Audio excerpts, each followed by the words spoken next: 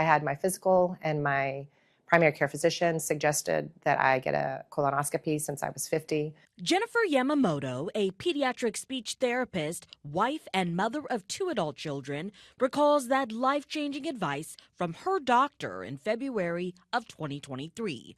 A couple of weeks later, she went under for her first ever colonoscopy. And so my husband waited for me there, and I went in and had my colonoscopy, and afterwards they put me in a room, and the doctor came in and said, you have a tumor, and I'm pretty sure it's malignant. That discovery, completely unexpected for the active 50-year-old who had no family history, ate healthy, and maintained an active lifestyle.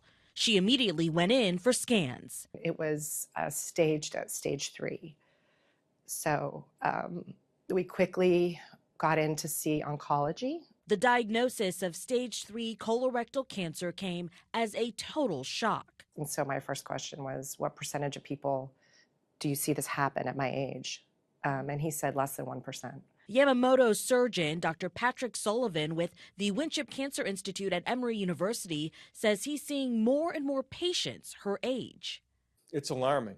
Why are we starting to see this disease younger and younger? So your genes, what you're born with, is the biggest risk factor for the potential for colorectal cancer.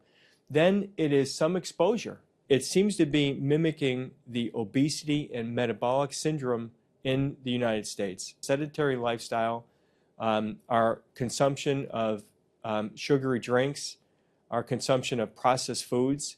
Dr. Sullivan treats patients battling colon and rectum cancers daily. He quickly came up with a plan for Jennifer. So the plan was to do 28 days of radiation and then 4 infusions of chemo, and then scan. And if the tumor was still there, then 6 weeks later I was to go into surgery with Dr. Sullivan. That final surgery came with a new lifestyle. I would definitely have a ostomy bag, an ileostomy bag.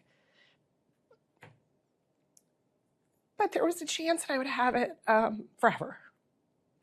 She started her chemo, and at first, the treatment went smoother than she imagined. During this whole time, all the way through radiation and then through chemo, I was also taking oral chemo. So it was kind of doubled up impact. Soon, a sigh of relief. So a month later, we got the MRI results, and the tumor was gone, which was amazing.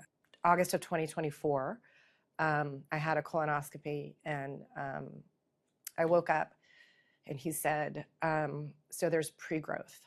There's some type of growth. A devastating setback that required an intense surgery. They removed all of my rectum except 1 inch and 11 inches of my colon. And it was I was under, I think, for 9 hours. But now, I am cancer-free. Dr. Sullivan, proud of her strength. What do you want people to know about this disease? Yeah, I think number 1, get screened. What do people need to be watching out for? So I think anytime you have blood in the stool, bleeding is never normal. Jennifer Yamamoto says her life has a new purpose. She's raising awareness to make sure no one else has to experience her fight. And I can tell you that had I not gone to that colonoscopy at age 50, if I'd waited 6 months, I'm pretty sure my path would look very different. The guidelines changed for screening a few years ago. The American Cancer Society says for most people at average risk, you should get your first colonoscopy at age 45. And like Dr. Sullivan said, that screening could save your life.